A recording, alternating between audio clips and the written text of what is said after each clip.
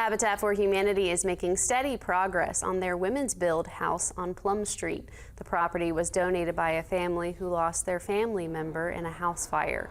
Our Logan Riggenbaugh talked to the director of the development for Habitat for Humanity about the construction. Habitat for Humanity of the Mid-Ohio Valley is nearing its completion of their Women's Build house. Volunteers were busy painting walls, installing doors, among other tasks. 5 of these volunteers were employees from Community Bank. Jessica Walters, retail banking specialist, regional coordinator at Community Bank, says she is happy to lend a hand. It feels great to help someone build their dream house. Being able to be a part of that and knowing what you're doing for that family, it's very rewarding.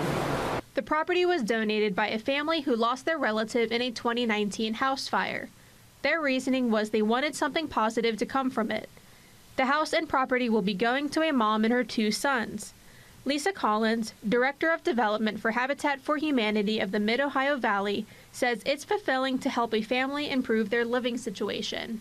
So it's a really good feeling to know that all this work that we've all put into it, including over 200 volunteers who spend about 2,000 hours of volunteer time, they all feel that same kind of excitement and commitment when they get involved with the Habitat House. The project will have 200 volunteers in total, with roughly 160 of them being women. Jessica says Community Bank will help Habitat for Humanity again for their next project. I guess anytime we have a chance to get involved, we definitely take advantage of it.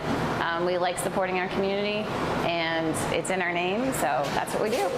The project is set to be completed in August. Reporting from Parkersburg, I'm Logan Riggenbaugh for WTAP News. This is Home.